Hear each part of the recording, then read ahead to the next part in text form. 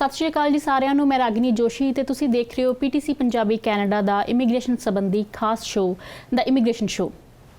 ਹਾਲ ਹੀ ਦੇ ਵਿੱਚ Canada federal ਸਰਕਾਰ ਨੇ ਜਿਹੜੇ ਇੰਟਰਨੈਸ਼ਨਲ ਸਟੂਡੈਂਟਸ ਨੇ ਤੇ ਟੈਂਪਰੇਰੀ ਫੋਰਨ ਵਰਕਰਸ ਨੇ ਉਹਨਾਂ ਦੇ ਲਈ ਬਹੁਤ ਜ਼ਿਆਦਾ ਰਾਹਤ ਭਰਿਆ ਐਲਾਨ ਕੀਤਾ ਹੈ ਤੇ ਕਿਹਾ ਹੈ ਕਿ 90,000 ਦੇ ਜਿਹੜੇ ਕਰੀਬ ਐਪਲੀਕੇਸ਼ਨਸ ਨੇ ਉਹਨਾਂ ਨੂੰ ਅਪਰੂਵ ਕੀਤਾ ਜਾਏਗਾ।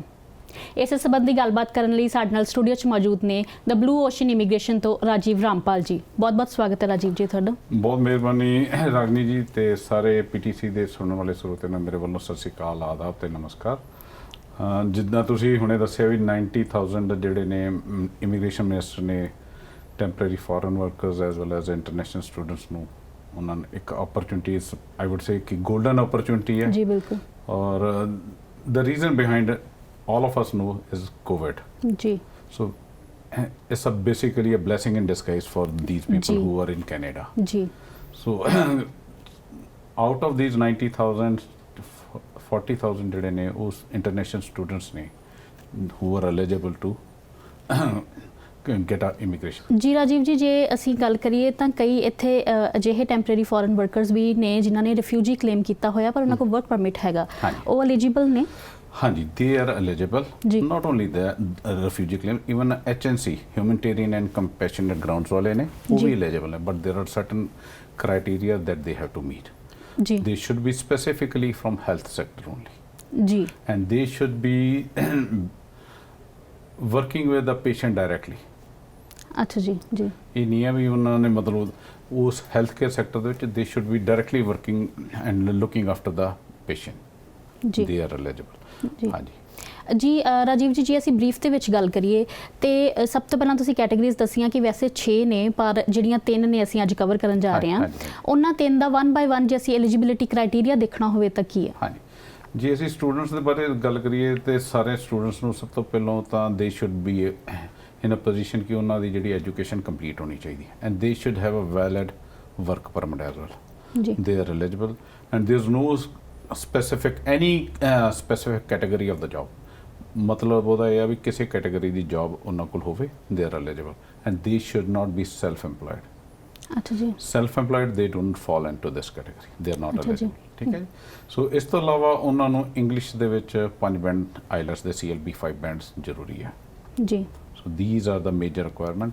ਸੋ ਐਜੂਕੇਸ਼ਨ ਕੰਪਲੀਟ ਹੋਣੀ ਚਾਹੀਦੀ, ਵਰਕ ਪਰਮਿਟ ਹੋਣਾ ਚਾਹੀਦਾ ਤੇ 5 ਬੈਂਡ ਆਈਲੈਟਸ ਹੋਣੇ ਚਾਹੀਦੇ and they should B having a job continuously, ਕਿਸੇ ਵੀ ਤਰ੍ਹਾਂ ਦੀ ਜੌਬ ਕਰਦੇ ਹੋਣੇ ਚਾਹੀਦੇ। ਔਰ ਉਸ ਤੋਂ ਇਲਾਵਾ ਜਿਹੜਾ ਵਾ they can only apply if they are physically in Canada and they have to be in Canada while the application is in process। ਜੀ, ਜਿਵੇਂ ਤੁਸੀਂ ਦੱਸਿਆ ਕਿ ਜਿਹੜੇ ਬੈਂਡ ਨੇ ਉਹ 5 ਚਾਹੀਦੇ ਨੇ ਔਰ ਉਹਨਾਂ ਦਾ ਜਿਹੜਾ ਜੌਬ ਤੇ ਕਰੰਟਲੀ ਇੰਪਲੋਇਡ ਉਹ ਹੋਣੇ ਚਾਹੀਦੇ ਨੇ। ਇਹ ਕੋਈ ਐਕਸਪੀਰੀਅੰਸ ਵੀ ਹੈ ਜਿਹੜਾ ਉਹਨਾਂ ਨੂੰ ਚਾਹੀਦਾ ਜਾਂ ਸਿਰਫ ਕਰੰਟਲੀ ਇੰਪਲੋਇਡ ਹੋਣੇ ਚਾਹੀਦੇ? ਕਰੰਟਲੀ ਇੰਪਲੋਇਡ ਹੋਣੇ ਚਾਹੀਦੇ ਜੀ। ਤੇ ਗ੍ਰੈਜੂਏਟ ਕਰਕੇ ਇੱਕ ਟਰਮ ਜਿਹੜੀ ਉਹ ਯੂਜ਼ ਕੀਤੀ ਗਈ ਹੈ ਕਿ ਤੁਸੀਂ ਰੀਸੈਂਟਲੀ ਗ੍ਰੈਜੂਏਟ ਹੋਣੇ ਚਾਹੀਦੇ ਹੋ। ਗ੍ਰੈਜੂਏਸ਼ਨ ਦਾ ਮਤਲਬ ਕਈਆਂ ਨੂੰ ਲੱਗ ਰਿਹਾ 3 ਸਾਲ ਦੀ ਡਿਗਰੀ, ਕਈਆਂ ਨੂੰ 4 ਸਾਲ ਦੀ ਡਿਗਰੀ। ਐਕਚੁਅਲ ਚ ਗ੍ਰੈਜੂਏਟ ਕਿਹਨੂੰ ਕਵਾਂਗੇ? 8 ਮਹੀਨਿਆਂ ਦਾ ਕੋਰਸ ਕੀਤਾ ਹੋਵੇ and they are eligible and 2000 if I'm not mistaken 2017 not sure about the exact month ਉਸ ਤੋਂ ਬਾਅਦ ਉਹਨਾਂ ਦੀ ਐਜੂਕੇਸ਼ਨ ਹੋਣੀ ਚਾਹੀਦੀ। ਜੀ। ਤੇ ਜੇ ਅਸੀਂ ਗੱਲ ਕਰੀਏ ਵਰਕ ਪਰਮਿਟ, ਜਿਹੜੇ ਟੈਂਪਰੇਰੀ ਫੋਰਨ ਵਰਕਰਸ ਦੀ ਕੈਟਾਗਰੀ ਹੈ ਜਿਹੜੀ ਆਪਾਂ 2nd ਤੇ 3rd ਜਿਹੜੀ ਕਾਊਂਟ ਕੀਤੀ ਹੈ ਉਹ ਵੀ ਸੇਮ ਹੈ? ਉਹਦੇ 'ਚ ਵੀ ਸੇਮ ਹੀ ਐਲੀਜੀਬਿਲਿਟੀ ਕ੍ਰਾਈਟੇਰੀਆ? ਨਹੀਂ, ਉਹਦੇ ਵਿੱਚ ਜਿਹੜਾ ਵਾ that is specifically for the healthcare sectors, it's a big list। ਜੀ। ਟੋਟਲ ਆਈ ਥਿੰਕ 95 ਤੋਂ ਮੇਜਰ ਆਕੂਪੇਸ਼ਨ ਕੈਟਾਗਰੀਜ਼ ਨੇ ਜਿਹਦੇ ਵਿੱਚ ਫਾਲ ਕਰਦੇ ਨੇ। ਸੋ ਉਹਦੇ ਵਿੱਚ 4 ਬੈਂਡ ਆਈਲੈਟਸ ਚਾਹੀਦੇ ਨੇ ਐਂਡ ਉਹਨਾਂ ਦਾ ਜੇ ਕੋਈ ਆਪਣਾ 1 ਸਾਲ ਦਾ ਐਕਸਪੀਰੀਅੰਸ ਮੈਂਡੇਟਰੀ ਹੈ, ਦੈਟ ਇਜ਼ ਰਿਕੁਆਇਰਮੈਂਟ। ਜੀ। ਸੋ ਲਾਈਕਵਾਈਜ਼ ਐਸੈਂਸ਼ੀਅਲ ਕੈਟਾਗਰੀ ਦੇ ਵਿੱਚ ਵੀ ਉਹੀ ਨੇ। ਉਹਦੇ ਵਿੱਚ ਵੀ ਲਿਸਟ ਇਜ਼ ਵੈਰੀ ਬਿਗ। ਪਲੰਬਰਸ ਵੀ ਆ ਜਾਂਦੇ ਨੇ, ਹੈਲਥ ਕੇਅਰ ਤੋਂ ਇਲਾਵਾ ਇਲੈਕਟ੍ਰੀਸ਼ੀਅਨ ਵੀ ਆ ਜਾਂਦੇ, ਕੈਸ਼ੀਅਰਸ ਵੀ ਕੁਆਲੀਫਾਈ ਕਰ ਜਾਂਦੇ ਨੇ, ਸੁਪਰਵਾਈਜ਼ਰ ਵੀ ਕੁਆਲੀਫਾਈ ਕਰ ਜਾਂਦੇ। So all of those guys are qualifying. ਜੀ। ਜੀ ਰਾਜੀਵ ਜੀ, ਜਦੋਂ ਅਸੀਂ ਐਸੈਂਸ਼ੀਅਲ ਸਰਵਿਸਿਜ਼ ਦੀ ਵੀ ਗੱਲ ਕਰ ਰਹੇ ਹਾਂ ਔਰ ਅਸੀਂ ਗੱਲ ਕਰ ਰਹੇ ਹਾਂ ਕਿ ਕਿਹੜੀਆਂ ਕੈਟਾਗਰੀਜ਼ ਕਵਰਡ ਨੇ, ਟਰੱਕਰਸ ਦੀ ਅਸੀਂ ਗੱਲ ਕਰੀਏ ਤਾਂ ਜ਼ਿਆਦਾਤਰ ਜਿਹੜੇ ਟਰੱਕਰਸ ਹੁੰਦੇ ਨੇ ਉਹ ਐਜ਼ ਸੈਲਫ ਇੰਪਲੋਇਡ ਬਹੁਤ ਸਾਰੀਆਂ ਕੰਪਨੀਜ਼ ਦੇ ਨਾਲ ਕੰਮ ਕਰਦੇ ਨੇ। ਆਪਣੀ ਕਾਰਪੋਰੇਸ਼ਨ ਹੁੰਦੀ ਹੈ ਔਰ ਜਿਹੜੀ ਇਨਵੋਇਸ ਰੇਜ਼ ਕਰਕੇ ਜਿਹੜੇ ਆ ਉਹ ਪੈਸੇ ਜਿਹੜੇ ਆ ਕਈ ਵਾਰੀ ਕੰਪਨੀਜ਼ ਤੋਂ ਲੈਂਦੇ ਨੇ। ਹੁਣ ਉਹਨਾਂ ਟਰੱਕਰਸ ਨੂੰ ਕੀ ਇਹਦੇ 'ਚ ਐਲੀਜੀਬਿਲਿਟੀ ਹੋਏਗੀ ਜਾਂ ਫਿਰ ਉਹ ਇੰਪਲੋਈ ਹੋਣੇ ਜ਼ਰੂਰੀ ਨੇ? ਉਹ ਇੰਪਲੋਈ ਹੋਣੇ ਜ਼ਰੂਰੀ। They should have a payroll they should have a payroll ਜੀ ਤੇ ਮੰਨ ਲਓ ਕਿ ਜਿਵੇਂ ਹੁਣ ਕਈ ਵਾਰੀ ਸਾਨੂੰ ਇਹ ਜਿਹੜੇ FB ਤੇ ਮੈਸੇਜ ਵੀ ਆ ਜਾਂਦੇ ਨੇ Facebook ਤੇ ਕਿ ਜੇ ਹੁਣ ਤੱਕ ਉਹ ਐਜ਼ ਅ ਕਾਰਪੋਰੇਸ਼ਨ ਕੰਮ ਕਰ ਰਹੇ ਹੋਣ ਪਰ ਰੀਸੈਂਟਲੀ ਇਸ ਅਨਾਉਂਸਮੈਂਟ ਤੋਂ ਬਾਅਦ ਉਹ ਐਜ਼ ਐਨ EMPLOYE ਜਿਹੜੇ ਅਗਰ ਇਨਰੋਲ ਹੋ ਜਾਣ ਕੰਪਨੀ ਦੇ ਨਾਲ ਤਾਂ ਤੁਹਾਨੂੰ ਲੱਗਦਾ ਹੈ ਕਿ ਕਿਉਂਕਿ ਕਰੰਟਲੀ EMPLOYED ਦੀ ਕੰਡੀਸ਼ਨ ਤਾਂ ਫਿਰ ਵੀ ਪੂਰੀ ਕਰ ਹੀ ਰਹੇ ਨੇ ਸੋ ਤੁਹਾਨੂੰ ਲੱਗਦਾ ਵੀ ਉਹ ਫਿਰ currently they are self-employed are not eligible ਜੀ self-employed are not eligible ਜੀ ਤੇ ਅਗਰ ਉਹ ਆਪਣੀ ਕੰਪਨੀ ਚੇਂਜ ਕਰਦੇ ਨੇ ਸੇਮ ਕੰਪਨੀ ਚ ਐਜ਼ EMPLOYE ਇਨਰੋਲ ਹੋ ਜਾਂਦੇ ਨੇ ਫਿਰ ਉਹਨਾਂ ਦੀ ਐਲੀਜੀਬਿਲਿਟੀ ਜਿਹੜੀ ਬਣ ਜਾਏਗੀ that is possible but then they will not have a 1 year of a work experience ਜੀ in that category ਜੀ ਇਸ ਤੋਂ ਬਾਅਦ ਜੇ ਅਸੀਂ ਗੱਲ ਕਰੀਏ ਤਾਂ ਬਹੁਤ ਸਾਰੀ ਕੈਟਾਗਰੀਜ਼ ਦੇ ਵਿੱਚ ਉਹਨਾਂ ਨੇ ਇਮੀਡੀਏਟ ਫੈਮਿਲੀ ਮੈਂਬਰਸ ਨੂੰ ਵੀ PR ਦੇਣ ਦੀ ਗੱਲ ਕੀਤੀ ਹੈ ਤੁਸੀਂ ਸਾਨੂੰ ਬਰੀਫ ਚ ਦੱਸੋਗੇ ਕਿ ਕੀ ਉਹ ਕੈਟਾਗਰੀਜ਼ ਨੇ ਔਰ ਕੌਣ ਆ ਸਕਦਾ ਫੈਮਿਲੀ ਜਦੋਂ ਅਸੀਂ ਗੱਲ ਕਰਦੇ ਹਾਂ ਫੈਮਿਲੀ ਦੇ ਵਿੱਚ ਬੇਸਿਕਲੀ ਜਿਹੜੇ ਨੇ ਸਪਾਊਸ ਤੇ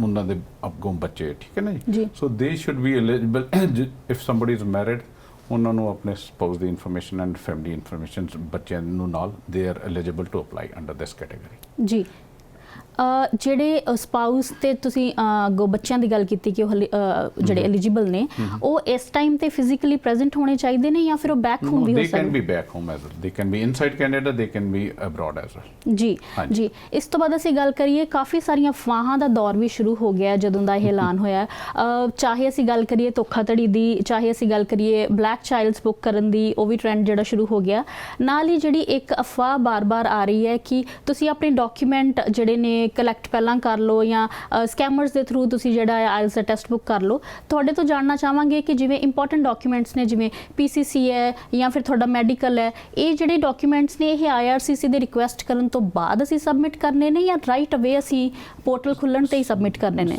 ਸਬਮਿਟ ਕਰਨ ਦੇ ਬੇਸਿਕਲੀ ਜਿਹੜੀ ਹੈ 40,000 ਐਪਲੀਕੇਸ਼ਨਸ ਨੇ ਇਟਸ ਫਸਟ ਕਮ ਫਸਟ ਸਰਵ ਠੀਕ ਹੈ ਨਾ ਦ ਮੋਮੈਂਟ ਕਿਉਂਕਿ 6 ਮਈ ਨੂੰ ਸ਼ੁਰੂ ਹੋਣੇ ਨੇ ਤੇ 5 ਨਵੰਬਰ ਨੂੰ ਖਤਮ ਹੋ ਜਾਣੇ ਠੀਕ ਹੈ ਸੋ ਜਿਹੜੀ ਵੀ ਆਈਦਰ 40,000 ਐਪਲੀਕੇਸ਼ਨ ਆਪਣਾ ਇੰਟਰਨੈਸ਼ਨਲ ਸਟੂਡੈਂਟ ਕੈਟਾਗਰੀ ਚ ਅਗਰ ਕੰਪਲੀਟ ਹੋ ਜਾਂਦੀਆਂ they may still continuing accepting the application but as it stands is first come first so more information ਜਿਹੜੀ ਹੈ that will be coming in the later days ਪਰ you can always book your medical you can always what you call apply for the PCC ਕੋਈ ਉਹਦੇ ਚ ਦਿੱਕਤ ਨਹੀਂ ਹੈ so that is always there you can just save time because COVID ਕਰਕੇ it take longer than usual ਅੱਗੇ ਵੀ ਜਿਹੜੀਆਂ normal application ਸੀ ਉਹਨਾਂ ਨੂੰ 60 ਦਿਨ ਲੱਗਦੇ ਸੀ ਗਵਰਨਮੈਂਟ ਨੇ 90 ਡੇਜ਼ ਦਾ ਟਾਈਮ ਦੇ ਦਿੱਤਾ at the same time they said ਕਿ ਅਗਰ ਕਿਸੇ ਕੋਲ ਉਹ ਤਾਂ ਵੀ ਨਹੀਂ ਹੁੰਦੇ you just send us an email and we are okay to get the paperwork later on so ਉਹ ਤੁਸੀਂ ਅਗਰ ਪਹਿਲੋਂ ਮਿਲ ਜਾਂਦੀ ਹੈ ਦੈਟਸ ਫਾਈਨ ਉਹਦੇ 'ਚ ਕੋਈ ਦਿੱਕਤ ਨਹੀਂ ਹੋਣੀ ਚਾਹੀਦੀ ਜੇ ਕਿਸੇ ਨੂੰ ਨਹੀਂ ਹੁੰਦੀ ਕਿਉਂਕਿ already I am getting calls and people are saying ki they are flooded with this request ki ਜਿਹੜਾ ਵਾ ਬਈ ਆਪਣਾ PCC ਲੈਣੀ ਹੈ ਐਂਡ ਇਟਸ ਆਲ ਬਲੌਕਡ ਤੁਸੀਂ ਸ਼ਾਇਦ ਸੁਣਿਆ ਵੀ ਹੋਗਾ 2 ਦਿਨਾਂ ਦੇ ਵਿੱਚ 2-3 ਦਿਨ ਪਹਿਲਾਂ ਜਿੱਦਣ ਇਹ 12 ਅਪ੍ਰੈਲ ਨੂੰ ਆਪਣਾ ਅਨਾਉਂਸਮੈਂਟ ਹੋਈ ਹੈ 13-14 ਨੂੰ ਆਈਲੈਟਸ ਦੀ ਐਜ਼ ਵੈਲ ਐਜ਼ ਸੈਲਪੇਪ ਦੀ ਜਿਹੜੀਆਂ ਦੋਨੋਂ ਸਾਈਟਸ ਨੇ ਉਹ ਕ੍ਰੈਸ਼ ਵੀ ਹੋ ਗਈਆਂ ਸੀਗੀਆਂ ਜੀ ਬਿਲਕੁਲ ਜਸਟ ਬਿਕੋਜ਼ ਦੇ ਵਰ ਫਲੱਡਡ ਵਿਦ ਦ ਵਿਜ਼ਟਰਸ ਜੀ ਰਾਜੀਵ ਜੀ ਇਸੇ ਮੁੱਦੇ ਤੇ ਅਸੀਂ ਗੱਲਬਾਤ ਜਾਰੀ ਰੱਖਾਂਗੇ ਪਹਿਲਾਂ ਰੁਕਦੇ ਹਾਂ ਇੱਕ ਛੋਟੇ ਜਿਹੇ ਬ੍ਰੇਕ ਦੇ ਲਈ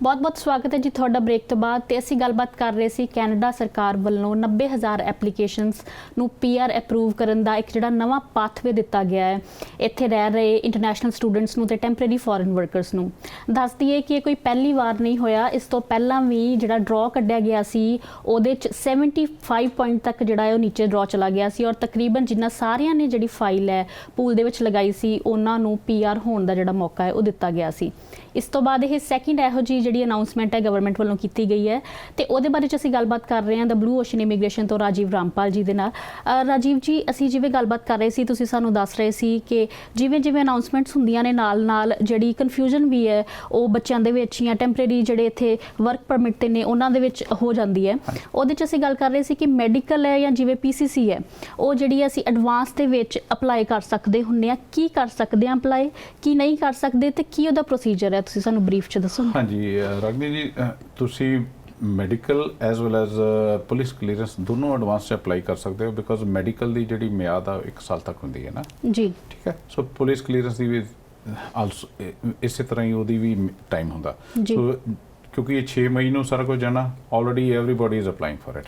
ਜੀ। ਸੋ ਪੁਲਿਸ ਕਲੀਅਰੈਂਸ ਸਰਟੀਫਿਕੇਟ ਚਾਹੀਦਾ ਕਿਹਨੂੰ? ਐਨੀਵਨ ਜਿਹੜਾ ਵੀ 18 ਸਾਲ ਦੀ ਏਜ ਗਰੁੱਪ ਤੋਂ ਬਾਅਦ ਕਿਸੇ ਵੀ ਕੰਟਰੀ ਦੇ ਵਿੱਚ 6 ਮਹੀਨਿਆਂ ਤੋਂ ਵੱਧ ਰਹੇ ਨੇ, they need to apply for the PCC। ਠੀਕ ਹੈ। ਸੋ ਚਾਹੇ ਇੰਡੀਆ ਵਿੱਚ ਹੈ, ਕੋਈ ਪਾਕਿਸਤਾਨ ਜਾਂ ਕਿਸੇ ਹੋਰ ਕੰਟਰੀ 'ਚ, ਈਵਨ ਜਿਹੜੇ ਸਟੂਡੈਂਟਸ ਇੱਥੇ ਕੈਨੇਡਾ 'ਚ ਆਏ ਨੇ ਉਹਨਾਂ ਨੂੰ ਵੀ ਰਿਕੁਆਇਰਮੈਂਟ ਹੈਗੀ ਹੈ। ਠੀਕ ਹੈ ਨਾ, ਇੱਥੋਂ ਦੀ ਲੋਕਲ ਕੈਨੇਡਾ ਦੀ। ਸੋ ਇਸੇ ਤਰ੍ਹਾਂ ਉਹ they can apply in advance to save time, ਕੋਈ ਉਹਦੇ 'ਚ ਦੋ ਰਾਏ ਨਹੀਂ ਹੈ ਜੀ। ਜੀ ਜੀ, ਮਿਸਾਲ ਦੇ ਤੌਰ ਤੇ ਤੁਸੀਂ ਕਿਹਾ ਕਿ ਜਿਵੇਂ ਇੱਥੋਂ ਵੀ ਚਾਹੀਦੀ ਹੁੰਦੀ ਹੈ PCC, ਔਰ ਜਿਹੜੀ ਕੰਟਰੀ 'ਚ ਤੁਸੀਂ ਰਹਿ ਕੇ ਆਏ ਹੋ 18 ਤੋਂ ਬਾਅਦ, ਉਹ ਵੀ ਟਾਈਮ 'ਚ ਤੁਸੀਂ ਦੱਸਣਾ ਹੁੰਦਾ ਹੈ ਆਫ ਦਾ ਰੈਕਰਡ। ਜੇ ਅਸੀਂ ਗੱਲ ਕਰੀਏ ਵੀ ਇੱਥੇ ਅਸੀਂ ਬੈਠ ਕੇ ਜਦੋਂ ਅਪਲਾਈ ਕਰ ਰਹੇ ਹਾਂ, ਤੇ ਜੇ ਇੰਡੀਆ ਤੋਂ ਅਸੀਂ PCC ਮੰਗਵਾਉਣੀ ਹੈ, ਉਹਦਾ ਕੀ ਪ੍ਰੋਸੀਜਰ ਹੈ? ਤੇ ਜੇ ਅਸੀਂ ਲੋਕਲ ਮੰਗਵਾਉਣੀ ਹੈ ਤੇ ਉਹਦੇ ਲਈ ਸਾਨੂੰ ਕਿੱਥੇ ਕੰਟੈਕਟ ਜਿਹੜਾ ਕਰਨਾ ਪੈਣਾ? ਲੋਕਲ ਤੈਨੂੰ ਲੋਕਲ ਆਪਣੇ ਨੀਅਰ ਪੁਲਿਸ ਸਟੇਸ਼ਨ ਤੇ ਕੰਟੈਕਟ ਕਰਨਾ ਚਾਹੀਦਾ। You have to make an appointment and go there. ਜੀ। ਤੇ ਜਿਹੜਾ ਇੰਡੀਆ ਵਾਸਤੇ ਹੈ, BLS ਦੀ ਸਾਈਟ ਤੇ ਜਾ ਕੇ ਜੀ ਉੱਥੇ ਅਪਲਾਈ ਕੀਤਾ ਜਾ ਸਕਦਾ, ਆਨਲਾਈਨ ਅਪਲਾਈ ਕੀਤਾ ਜਾ ਸਕਦਾ। ਸੋ ਉਹ ਕੀ ਉਹਦੇ ਵਿੱਚ ਕੀ ਹੈ ਵੀ ਉਹ ਪੁਲਿਸ ਕਲੀਅਰੈਂਸ ਸਰਟੀਫਿਕੇਟ ਜਿਹੜਾ ਵਾ ਉਹ ਤੁਹਾਡਾ ਪਾਸਪੋਰਟ ਪਿਕ ਕਰਦੇ ਨੇ ਆਟੋਮੈਟਿਕਲੀ, ਉਹ pickup and drop of the option ਹੈਗੀ ਹੈ ਉਹਦੇ 'ਚ। ਜੀ ਜੀ, ਇਹਦੇ ਨਾਲ ਜੇ ਅਸੀਂ ਗੱਲ ਕਰੀਏ ਕਿ ਮੰਨ ਲਓ ਕਿ ਜਿਵੇਂ ਕਿ ਹੁਣ ਅਸੀਂ ਦੇਖਿਆ ਕਿ ਆਇਲਸ ਬੁਕਿੰਗ ਦੀਆਂ ਜਿਹੜੀਆਂ ਸਾਈਟ ਸੀਗੀਆਂ ਉਹ ਵੀ ਕ੍ਰੈਸ਼ ਹੋ ਗਈਆਂ, ਤੇ ਉਮੀਦ ਹੈ ਕਿ ਕਿਉਂਕਿ ਜਦੋਂ ਸਾਨੂੰ ਪਤਾ ਹੁੰਦਾ ਹੈ ਕਿ ਕੋਈ ਪ੍ਰੋਗਰਾਮ ਓਪਨ ਹੋਣ ਵਾਲਾ ਹੈ, ਸਾਰੇ ਟਰਾਈ ਕਰਦੇ ਨੇ, ਔਰ ਜੇ ਮੰਨ ਲਓ ਕਿ ਕਿਸੇ ਤਰੀਕੇ ਦੇ ਨਾਲ ਜੇ BLS ਦੀ ਸਾਈਟ ਵੀ ਮੰਨ ਲਓ ਨਹੀਂ ਚੱਲ ਰਹੀ, ਤਾਂ ਕੀ ਇਹ ਜ਼ਰੂਰੀ ਹੈ ਕਿ at the time of applying ਜਦੋਂ ਇਹ ਅਸੀਂ ਅਪਲਾਈ ਕਰਨਾ ਹੈ, ਉਦੋਂ ਸਾਨੂੰ ਇਹ ਸਾਰੇ ਡਾਕੂਮੈਂਟ ਇਨ ਹੈਂਡ ਹੋਣੇ ਚਾਹੀਦੇ ਨੇ, ਜਾਂ ਫਿਰ ਸਾਡੇ ਕੋਲ ਆਪਣੀ ਸਿਰਫ ਇਨਫੋਰਮੇਸ਼ਨ ਹੋਣੀ ਚਾਹੀਦੀ ਹੈ? ਸੀ ਇਨ ਹੈਂਡ ਡਾਕੂਮੈਂਟ ਜਿਹੜੇ ਨੇ ਹੋਣ ਤੇ ਬਹੁਤ ਵਧੀਆ। ਜੇ ਇਨਫੋਰਮੇਸ਼ਨ ਹੈ then we can request additional time from the immigration. ਜੀ, ਉਹਦੇ ਨਾਲ ਸਾਡਾ ਸਲੋਟ ਜਿਹੜਾ ਇੱਕ ਹਿਸਾਬ ਦਾ ਬੁੱਕ ਹੋ ਜਾਂਦਾ ਹੈ, ਸਾਨੂੰ ਫਿਕਰ ਕਰਨ ਦੀ ਲੋੜ ਨਹੀਂ। ਜੀ ਜੀ, ਉਸ ਤੋਂ ਬਾਅਦ ਜੇ ਅਸੀਂ ਗੱਲ ਕਰੀਏ, ਤੁਸੀਂ ਗੱਲ ਕੀਤੀ ਕਿ ਹੈਲਥ ਕੇਅਰ ਜਿਹੜੇ ਵਰਕਰ ਨੇ ਉਹਨਾਂ ਦੇ ਲਈ ਜਿਹੜਾ ਪਾਥਵੇ ਹੈ, ਐਸੈਂਸ਼ੀਅਲ ਵਰਕਰਸ ਨੇ ਉਹਨਾਂ ਦੇ ਲਈ ਜਿਹੜਾ ਇਹ ਆਪਸ਼ਨ ਹੈ ਉਹ ਬਹੁਤ ਵਧੀਆ ਹੈ। ਅਸੀਂ ਜ਼ਿਕਰ ਕਰ ਰਹੇ ਸੀਗੇ ਕਿ ਇਹਨਾਂ ਦਾ ਜਿਹੜਾ ਟਾਈਮ ਸਲੋਟ ਹੈ, ਜਿਹੜਾ ਵਰਕ ਐਕਸਪੀਰੀਅੰਸ ਦਾ ਟਾਈਮ ਸਲੋਟ ਹੈ, ਉਹ 1 ਸਾਲ ਦਾ ਮਤਲਬ 1 ਸਾਲ ਨਹੀਂ ਹੈ, ਉਹ ਘੱਟ ਵੀ ਹੋ ਸਕਦਾ ਹੈ। ਉਹ ਕਿੱਦਾਂ ਆਪਾਂ ਦੇਖੋ, ਉਹ ਜਿਹੜਾ ਵਾ 1 ਸਾਲ ਤਾਂ ਹੈਗਾ ਸਟੈਂਡਰਡ ਜੀ। ਠੀਕ ਹੈ। ਜਿਹੜੇ ਹੁਣ ਰਿਫਿਊਜੀ ਵਗੈਰਾ ਆਏ ਨੇ, ਸੋ ਉਹਦੇ 'ਚ ਕੀ ਹੈ, ਜਿੱਦਾਂ ਕੋਵਿਡ ਇਫ ਯੂ ਵੀ ਰਿਕਾਲ 13 ਮਾਰਚ ਦੇ ਲਾਗੇ ਚ ਅੱਗੇ ਜਦੋਂ ਲਾਂਚ ਸਾਰਾ ਕੋਵਿਡ ਆਇਆ ਸੀਗਾ ਨਾ, 13 ਮਾਰਚ ਤੋਂ ਲੈ ਕੇ ਆਈ ਥਿੰਕ ਅਗਸਤ 14 2020 ਤੱਕ। ਠੀਕ ਹੈ। ਅਗਰ ਕਿਸੇ ਦੇ ਈਵਨ 120 ਘੰਟੇ ਵੀ ਕਿਸੇ ਨੇ ਕੰਮ ਕੀਤਾ, ਅੱਛਾ ਜੀ, so they are eligible to apply provided by August 31st this year 21 ਜੀ they complete the rest of the hours. So ਉਹਦੇ ਵਿੱਚ minimum ਉਹਨਾਂ ਨੂੰ 30 hours per week for 6 months the requirement ਆ। ਠੀਕ ਹੈ। This is not for that special regular ਜਿਹੜਾ annexer A ਤੇ B ਦੇ ਵਿੱਚ ਕੈਟਾਗਰੀ ਦੱਸੀ, ਉਹ ਇਹ ਉਸ ਕੈਟਾਗਰੀ ਦੀ ਨਹੀਂ। This is for we are referring this to refugee ਵਾਲੇ ਕੈਟਾਗਰੀ। ਠੀਕ ਹੈ। ਉਹਦੇ ਵਿੱਚ ਉਸ ਤੋਂ ਇਲਾਵਾ ਜੇ ਉਹ ਨਹੀਂ ਹੈਗੇ, ਦੂਜੇ ਜੇ ਕਿਸੇ ਨੇ ਪਾਰਟ ਟਾਈਮ ਕੰਮ ਕੀਤਾ, they should be in a position to show ਕਿ ਉਹਨਾਂ ਨੇ 15 ਘੰਟੇ ਪਰ ਵੀਕ ਕੰਮ ਕੀਤਾ to the maximum of I think 750 hours ਜੀ, ਉਹ ਐਲੀਜੀਬਲ ਨੇ ਜੀ, ਦੋਨੋਂ ਕੈਟਾਗਰੀ ਐਲੀਜੀਬਲ ਨੇ। So 780 hours and 750 full time 6 months 780, part time ਜਿਹੜੇ ਨੇ 750 ਜੀ। ਜਿਵੇਂ ਤੁਸੀਂ ਕਿਹਾ ਕਿ ਇਹ ਰਿਫਿਊਜੀਜ਼ ਲਈ ਸਪੈਸੀਫਿਕਲੀ ਗੱਲ ਹੈ, ਜੇ ਅਸੀਂ ਨਾਰਮਲ ਕੈਟਾਗਰੀਜ਼ ਦੀ ਗੱਲ ਕਰੀਏ ਤਾਂ ਉਹਨਾਂ ਦੇ ਲਈ ਕੀ? ਉਹਨਾਂ ਦੇ ਲਈ 1 ਈਅਰ, ਉਹਨਾਂ ਦੇ ਲਈ 1 ਈਅਰ ਹੋਣਾ ਜ਼ਰੂਰੀ ਹੈ।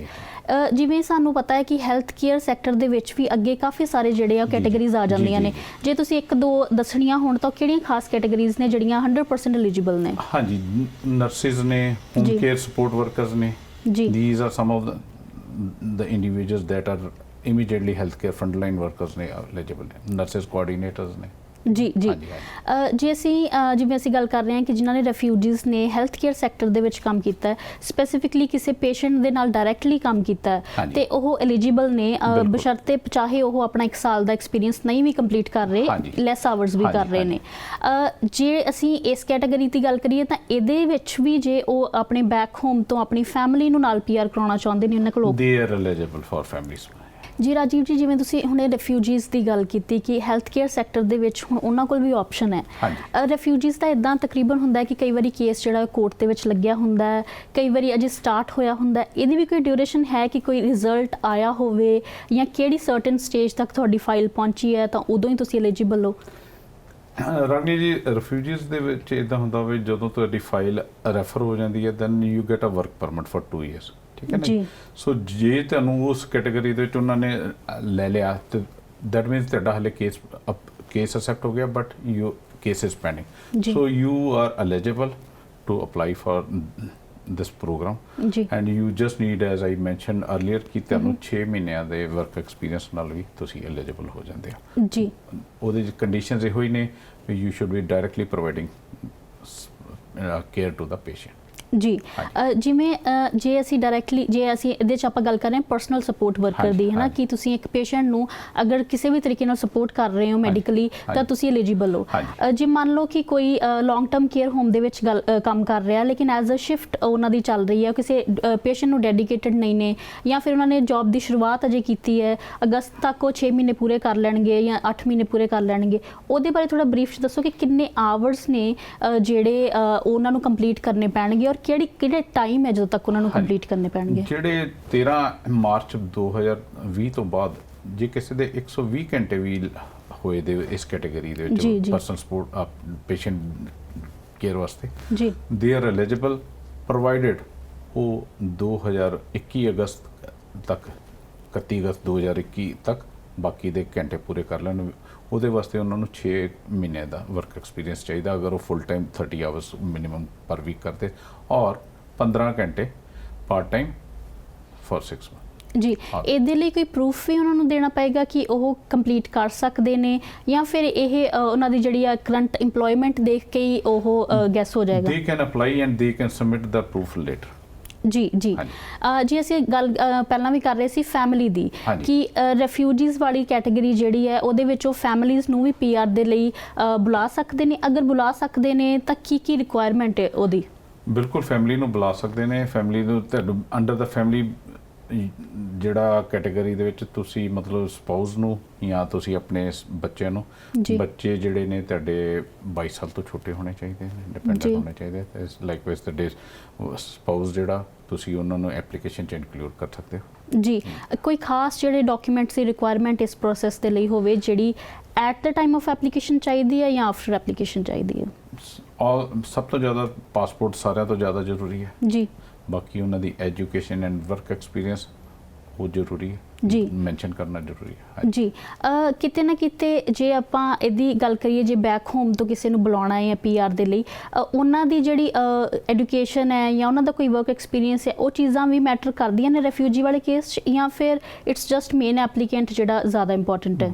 Basically it's just the main applicant ਜਿਹਦੇ ਬੇਸਿਸ ਤੇ ਉਹਨਾਂ ਨੇ ਕੁਆਲੀਫਾਈ ਕਰਨਾ, ਬਟ ਕਿਉਂਕਿ Canadian immigration is based on this concept की family reunification ਤੇ ਬੀਵ ਕਰਦੀ ਹੈ, so they give this advantage ਕਿ ਤੁਸੀਂ ਅਗਰ as a principal applicant qualify ਕਰਦੇ you can bring your nears and dears which includes your spouse as well as kids along with the ਜੀ। ਹਾਂਜੀ ਜੀ। ਅਸੀਂ ਓਵਰਆਲ ਇਸ ਪੂਰੇ ਪ੍ਰੋਸੈਸ ਦੀ ਗੱਲ ਕਰੀਏ, ਚਾਹੇ ਉਹ ਇੰਟਰਨੈਸ਼ਨਲ ਸਟੂਡੈਂਟਸ ਹੋਣ ਜਾਂ ਫੋਰਨ ਵਰਕਰਸ ਹੋਣ ਜਾਂ ਕਿਸੇ ਵੀ ਕੈਟਾਗਰੀ ਦੇ ਨਾਲ ਜਿਹੜੇ ਨੇ ਉਹ ਲਿੰਕਡ ਹੋਣ, ਤੁਸੀਂ ਕੀ ਸੁਜੈਸਟ ਕਰਨਾ ਚਾਹੁੰਦੇ ਹੋ ਕਿ ਜਿਹੜੀ 6 ਮਈ ਆਉਣ ਵਾਲੀ ਹੈ ਉੱਥੋਂ ਪਹੁੰਚਣ ਤੋਂ ਪਹਿਲਾਂ ਕਿਹੜੀ ਖਾਸ ਡਾਕੂਮੈਂਟੇਸ਼ਨ ਜਾਂ ਇਨਫੋਰਮੇਸ਼ਨ ਹੈ ਜਿਹੜੀ ਹੁਣੇ ਕਲੈਕਟ ਕਰ ਲੈਣੀ ਚਾਹੀਦੀ ਹੈ ਔਰ ਅੱਛਾ ਰਹੇਗਾ ਮਤਲਬ ਇਹ ਉਸ ਟਾਈਮ ਤੱਕ ਪਹੁੰਚਣਾ?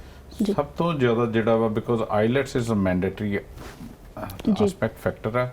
ਇਹ ਪਾਸਪੋਰਟ ਐਂਡ ਤੁਹਾਡੇ ਜੌਬ ਲੈਟਰ ਅਗਰ ਕਿਸੇ ਕੋਲ ਹੈਗੀ ਹੈ, ਇਹ ਚੀਜ਼ਾਂ ਇਮੀਡੀਏਟਲੀ ਰੈਡੀ ਕਰ ਲੈਣੀਆਂ ਚਾਹੀਦੀਆਂ।